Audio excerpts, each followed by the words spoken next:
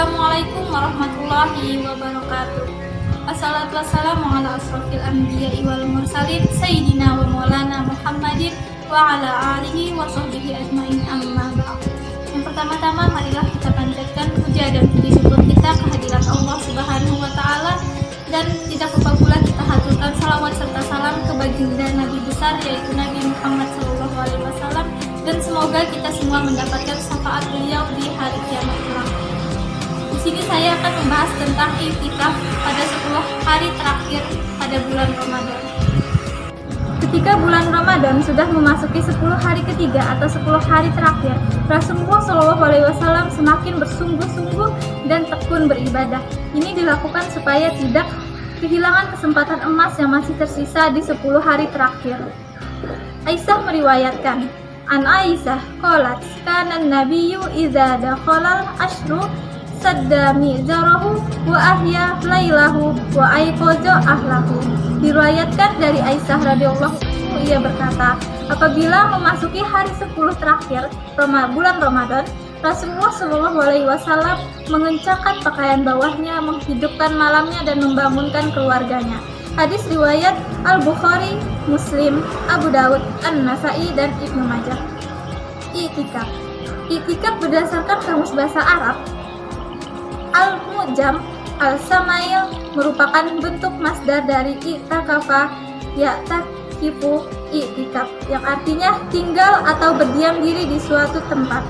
Sedangkan secara istilahnya, i'tikaf dimaknai tinggal di masjid untuk ketaatan kepada Allah, sibuk diri beribadah siang atau malam, sesaat ataupun seharian.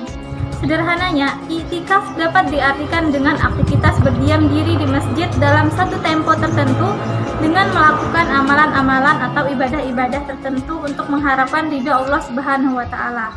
Islam bukanlah agama yang berorientasi kepada suatu bentuk kehidupan rubaniyah atau mengasingkan diri untuk beribadah terus-menerus. Akan tetapi membagi waktu secara proporsional. Ada masanya bagi seorang muslim untuk mencari kehidupan dunia, dan ada pula masanya untuk mengejar kehidupan di akhirat. Hal ini dapat dipahami dari firman Allah dalam Al-Quran surah Al-Qasas ayat 77 yang artinya, dan carilah pada apa yang telah dianugerahkan Allah kepadamu kebahagiaan negeri akhirat, dan janganlah kamu melupakan bahagiamu dari kenikmatan duniawi, dan berbuat baiklah kepada orang lain sebagaimana Allah telah berbuat baik kepadamu, dan janganlah kamu berbuat kerusakan di muka bumi. Sesungguhnya Allah tidak menyukai orang-orang yang berbuat kerusakan. Quran surah Al-Qasas ayat 77. Selanjutnya adalah hukum dan tujuan i'tikaf. Rasulullah begitu bersemangat pada 10 hari terakhir bulan Ramadan untuk melakukan i'tikaf.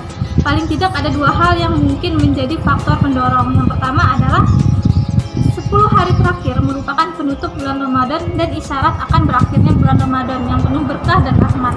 Nah, saat itu pula semua amalan dilipat gandakan oleh Allah Subhanahu wa taala. Oleh karena itu, disayangkan apabila tidak dimanfaatkan untuk menabung amal sebagai persiapan menuju akhirat kelak. Yang kedua adalah pada 10 hari terakhir itu terdapat suatu malam yang dinamakan malam Lailatul Qadar. Ia adalah hari yang terbaik dalam bulan Ramadan, yang kualitasnya lebih baik daripada beribadah selama 1000 bulan. Seperti pada surah ketiga sampai kelima pada surah Al-Qadar, yaitu Lailatul Qadri khairum min alfi shahr tanazzalul malaikatu warruhu fiha biizni rabbihim min kulli amrin salamun hiya hatta matla'il fajr, yang artinya malam kemuliaan itu ialah lebih baik dari 1000 bulan. Pada malam itu turun malaikat-malaikat dan malaikat Jibril dengan izin Tuhannya untuk mengatur segala urusan malam itu. Malam itu penuh kesejahteraan sampai terbit fajar. Quran surah Al-Qadar ayat 3 sampai dengan ayat 5.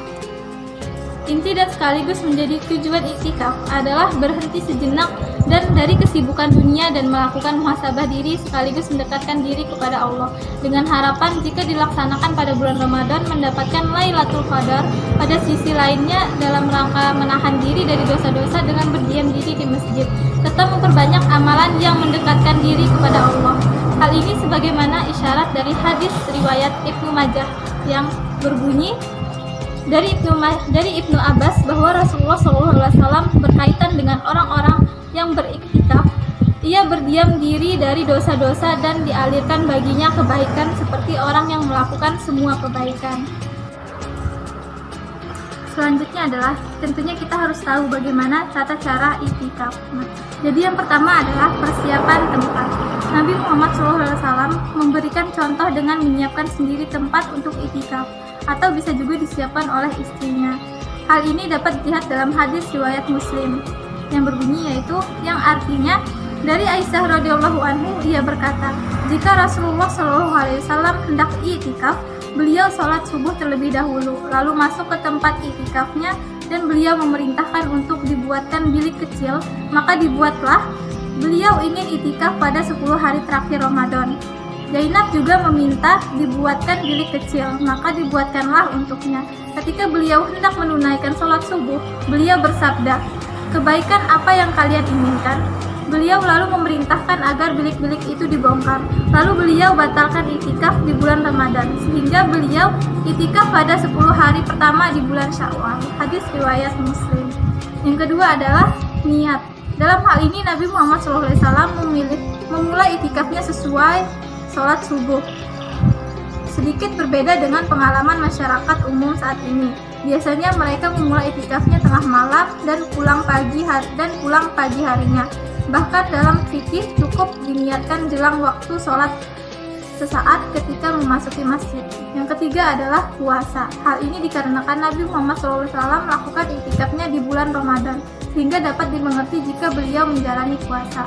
Yang keempat adalah mabit atau tinggal dan menginap di masjid. Sebagaimana matan berikut, yaitu dari Abu Sa'id Al-Khudri radhiyallahu anhu bahwa ia berkata, dulu Rasulullah SAW melakukan iktikafnya pada 10 hari pertengahan bulan Ramadan. Maka ia pun menyebutkan hadis yang semisalnya. Hanya saja ia menyebutkan fal yusabit fi mu'takafihi, yang artinya hendaklah ia menetapkan di tempat iktikafnya. Hadis riwayat Muslim.